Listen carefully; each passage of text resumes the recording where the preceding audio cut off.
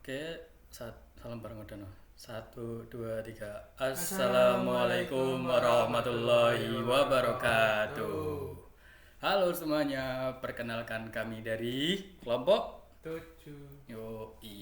beranggotakan dua orang yang berisikan saya sebagai Hamam Tihar Ananda dengan NIM 1011124000276 dan ada kawan saya.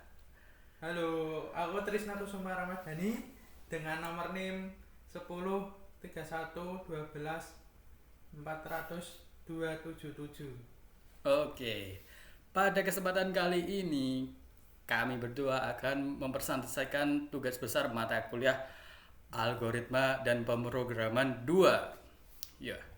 Dengan judul yang diberi oleh dosen kami adalah untuk membuat aplikasi manajemen portofolio NFT berbasis Command Line Interface atau CLI menggunakan bahasa Golang ya teman-teman, karena bahasa Golang ini selama 2 semester kita pakai. Tujuan program ini adalah untuk membantu pengguna mencatat, mengelola, serta menganalisis NFT yang dimilikinya secara sederhana namun struktur. Dan Oke, saya lanjut ya.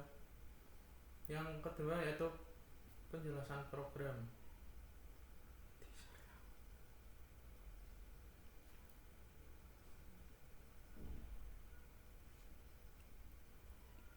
Kita share screen dulu.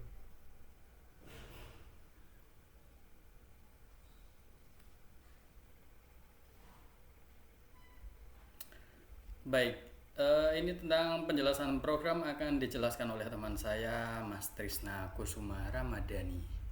Oke, Baik, Mas Trisna, mohon dijelaskan untuk penjelasan programnya. untuk secara umum aplikasi ini memiliki beberapa fitur utama, yaitu Apa aja? menampilkan semua NFT, Oke. menambahkan NFT baru, Oke. mengubah harga akhir NFT-nya, Oke. menghapus NFT dari Oke. portofolio. Oke. Setelah itu pencarian NFT menggunakan sequential search, Oke. binary search.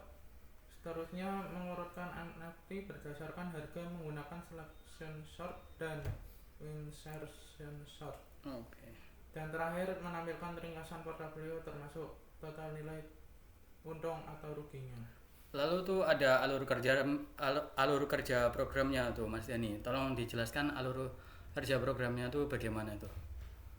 Ya, saya izin menjawab Mas Bambang. Alur kerja programnya adalah sebagai pertama, yaitu pengguna akan disuguhkan menu utama. Baik. Yang kedua, pengguna bisa memilih operasi, misalnya menambahkan NFT baru. Selanjutnya, program akan menyimpan NFT ke dalam slice. Dan terakhir, semua operasi berbasis CLI atau Command Line Interface dan dijalankan di terminalnya. Oke. Lalu ada demo programnya. Alur ketiga adalah penjelasan bagaimana demo programnya. Saya akan menjelaskan demo programnya melalui codingan yang tersedia. Baik Mas Dani, saya ambil alih dulu untuk VS Code-nya.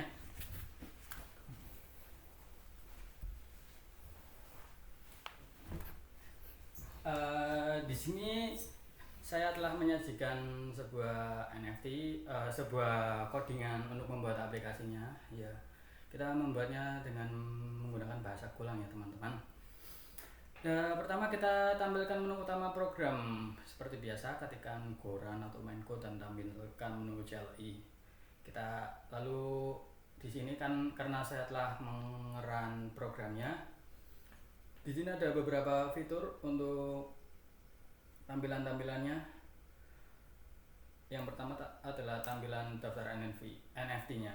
Yang pertama tampilkan semua NFT, yang kedua kita bisa menambah NFT, yang ketiga bisa mengubah harga NFT, yang keempat menghapus NFT yang kita masukkan, yang kelima dan keenam tuh ada mencari NFT. Lalu ketujuh ke delapan kita akan mensortir harga menggunakan selection dan insertion. Lalu kesembilan ada tampilan untuk ringkasan keseluruhan dari semua portofolionya. Lalu yang terakhir ada keluaran. Kita pilih dengan yang pertama akan kita coba dulu yaitu tambah NFT. Di sini kita menambah NFT dengan nama Dani Karen. Harga awal kita bikin harga $1 teman-teman. Harga akhirnya kita bikin $5.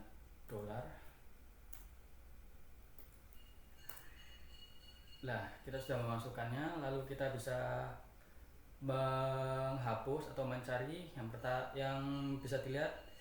Kita bisa mencari NFT tersebut.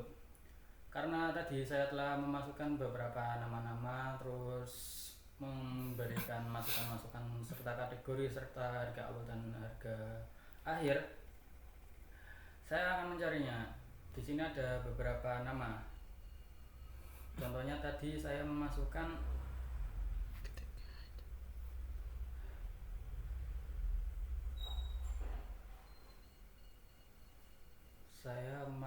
nama Asep. Oh, sebentar teman-teman. Kita akan run kembali.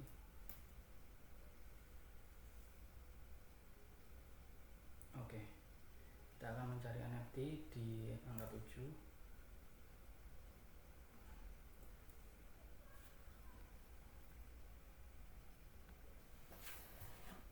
Oke, lanjut teman-teman. Kita berada di menu tampilan aplikasi NFT-nya, yaitu di kolam kita ada di terminal. Yang pertama ini ada tampilan, kita akan ketik 1.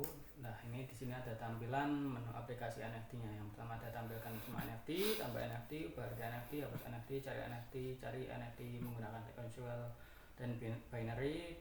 Lalu 78 ada short harga menggunakan selection insertion, dan ke-9 ada tampilkan ringkasan. Ya, tampilkan ringkasan itu adalah tampilan keseluruhan dari NFT tersebut. Karena kita akan mencoba fitur yang pertama, yaitu menambah NFT. Di sini saya akan menambah NFT dengan nama Crypto Coin. Dia dengan harga awal 12 dan harga akhirnya 50. Lalu saya akan menambah lagi bernama Pang. Kategorinya adalah koin Pang. Harga awal 200, harga akhirnya 500. Nah, karena saya telah menambahkan beberapa NFT, maka saya akan mencarinya sesuai dengan nama-nama yang tadi. Kita akan mencari NFT menggunakan sequential dan binary. Itu sama aja sebenarnya teman-teman. Yang membedakan itu adalah sequential dan binary tersebut. Kita menggunakan mencari. Nah, kita mencari dengan nama koin Pang. Nah, di sini ditemukan bahwa ada koin Pang dengan kategori koin, lalu ada harga awal di 200 dan harga akhir 500. Lalu tadi juga ada nama koin Hamam.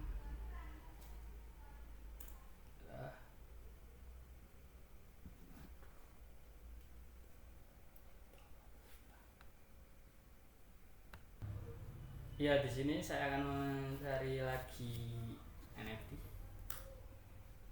Saya akan mencari namanya Burhan tadi. Nah, Burhan tuh ada tuh. Burhan kategorinya gambar, harga awal 50 dan harga akhirnya 60. Lalu ada short harga. Kita ambilkan short harga. Nah, short harga itu kita akan di sini data diurutkan dengan selection short. Sama juga. Yang ke-8 menggunakan dengan insertion short. Lalu yang ke-9 ada tampilkan ringkasannya. Tampilkan ringkasannya adalah segini ya, karena tadi saya memasukkan beberapa nama-nama koin. Di sini ada nama-nama NFT, lalu harga awal, harga akhir, terus ada laba atau ruginya.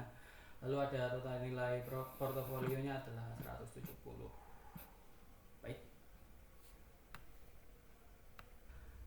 Baik, untuk kesemuanya ini adalah penjelasan programnya.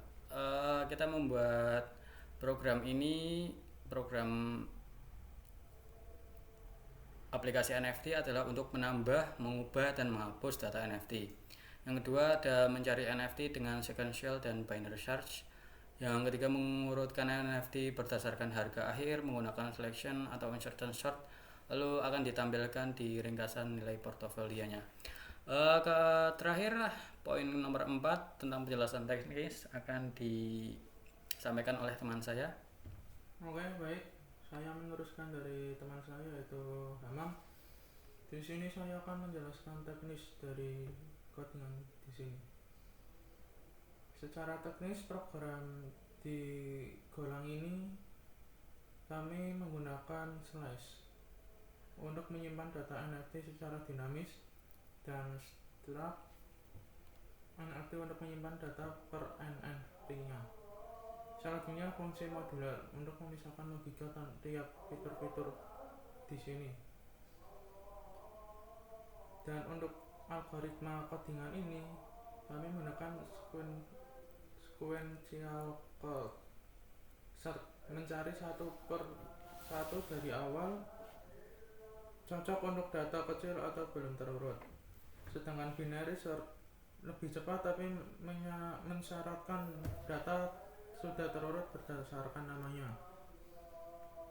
Setelah itu selection sort dan insertion sort kami mengimplementasikan untuk mengurutkan data berdasarkan harga dan akhir NFT-nya. Kami juga menggunakan beberapa teknik lain seperti sort, slice dari Golang untuk mengurutkan secara kostum. Pemanfaatan append. Nah, ini append di sini untuk memanipulasi slice. Selanjutnya menggunakan looping dan kondisi untuk logika interaktifnya. Oke, baik, terima kasih. Lalu apa yang dipelajari dari selama pemrograman kali ini? Jujur dari proyek ini kami belajar bagaimana cara menyusun program dengan struktur data yang baik, terutama itu penggunaan slice dan struct di bahasa Golang, seperti yang barusan dijelaskan oleh Mas Dan itu. Kita berfokus di slice dan struct. Lalu kami juga memahami lebih dalam mengenai algoritma searching dan sorting, baik dari sisi teori maupun implementasinya langsung. Selain itu, kami belajar pentingnya pembagian tugas, komunikasi antar anggota tim, dan bagaimana mendebugging serta menguji program hingga bisa berjalan dengan baik dan menjadikan aplikasi NFT ini di bahasa Golang. Oke. Mungkin cukup sekian dari kami. Terima kasih telah menyaksikan presentasi kami. Kami harap aplikasi ini dapat memberi gambaran nyata bagaimana algoritma dan struktur data digunakan dalam program yang berguna.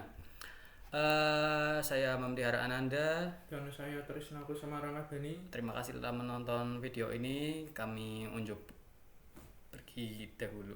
Terima kasih.